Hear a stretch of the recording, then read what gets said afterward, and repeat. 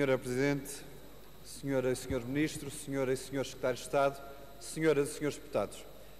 Esta reforma do IRC, propagandeada pelo Governo como o grande impulso para o investimento, é, no fundo, o segundo passo de uma tentativa de dar aqui um espaço de maior benesses para os grandes grupos económicos e, afinal, continuando a ter uma mão de ferro sobre a economia, dizer que aqueles que têm sido beneficiados até agora continuarão ainda a ser mais beneficiados e que os grandes problemas da economia, que é o mercado interno, o peso dos impostos sobre as famílias, continuarão a pagar as benesses dos grandes grupos económicos.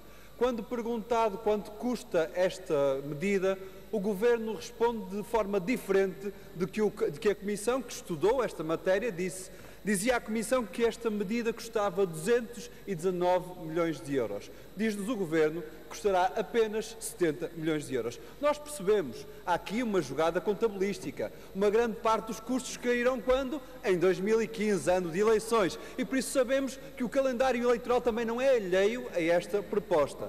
Mas não haja dúvida, esta escolha é para beneficiar os grandes grupos económicos e não traz nada a não ser migalhas, não para as microempresas, para as nanoempresas, porque essas sim são as únicas que poderão ter algum espaço, porque são as únicas que têm uma faturação até 200 mil euros.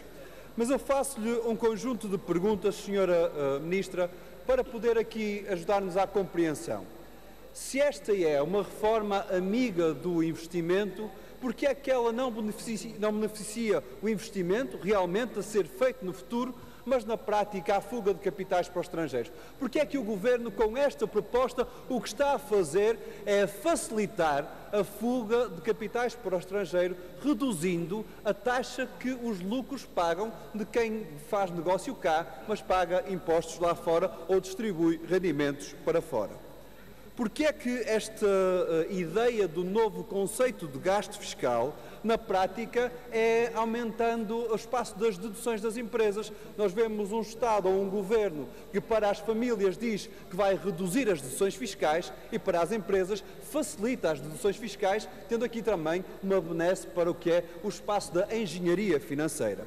Porque é que nos dizem que aumenta os impostos para as famílias, mas depois altera o espaço para a engenharia financeira, permitindo uma facilitação das situações em que há uma troca de rendimentos entre as várias empresas do mesmo grupo? E, por último, porque é que o Governo nos diz que é impossível negociar com a Troika, que não consegue fazer com que a Troika se mova 1 milímetro naquelas suas convicções, quando na prática o memorando original dizia que o período de reporte de prejuízos fiscais deveria ser reduzido e agora é dado aqui 1 euro ao milhões. 12 anos. Não são 3, não são 4, não são 5, são 12 anos de reporte de prejuízos fiscais. Bem, se não era possível negociar com a Troika, aqui fica bem percebido como quando o Governo quer, fala com a Troika e até consegue responder às necessidades dos grupos económicos. E termino, Sra. Presidente, com uma pergunta muito direta.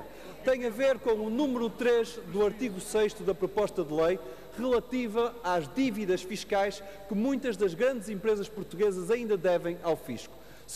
É pagamento de mais-valias, entenda-se lucros, que receberam até 2000 e que estava ainda diferido no tempo, podendo não pagar se tivessem investimentos. O que é feito agora é, na nossa interpretação da lei, uma redução dessa obrigação. Gostava que nos explicasse se assim não é. Muito obrigado. Duplicou o seu tempo, praticamente.